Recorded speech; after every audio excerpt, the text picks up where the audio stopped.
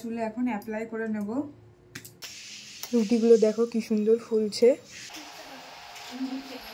Good morning everyone, welcome to my channel, this is new blog. তো সকাল সকাল ঘুম থেকে উঠে তোমাদেরকে গুড মর্নিং জানালাম। তো আজকে একটু ঠান্ডাটা কম আছে। তো দাদা এখন গেছে সানি, একটু পরে ও রেডি হয়ে বেরিয়ে যাবে।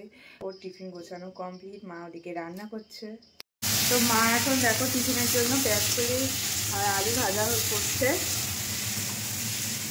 এদিকে মাসি কাটাকুটি করছে। মাসি এখন রুটি বেলছে। তো মাসিকে আমিও একটু হেল্প করছি। এলে দেখুন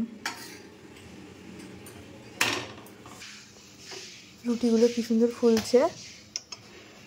সকাল সকাল আমার টিফিন খাওয়া কমপ্লিট। তোমাদের দাদা অনেকক্ষণ আগে বেরিয়ে গেছে। তো এখন এই দেখো বাবার জন্য টিফিন নিয়ে যাচ্ছি।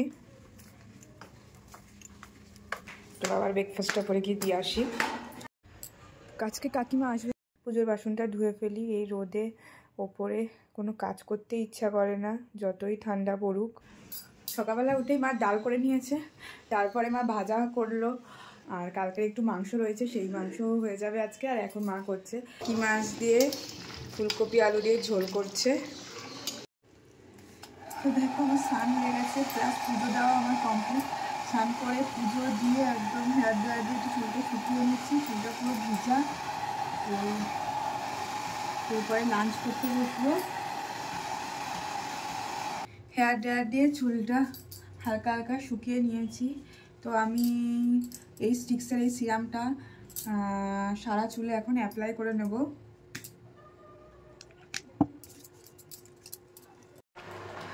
তো এখন মা গেছে স্নানে। তো দেখো ভাত হয়ে গেছে, ভাতটা এখন উপর দিয়ে নিই। তো এই যে আমি লাঞ্চ করতে বসে গেছি। প্রথমে ভাত আর ভাজা দিয়ে খেয়ে নিই। একটু রেডি হয়ে গেছে, আমি এখন যাবো একটু পার্লারে। হাইব্রোটা বিশাল পরিমাণে উঠেছে।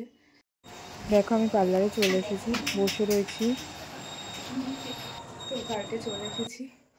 হ্যাঁ, এখন এডিটিং করতে বসবো।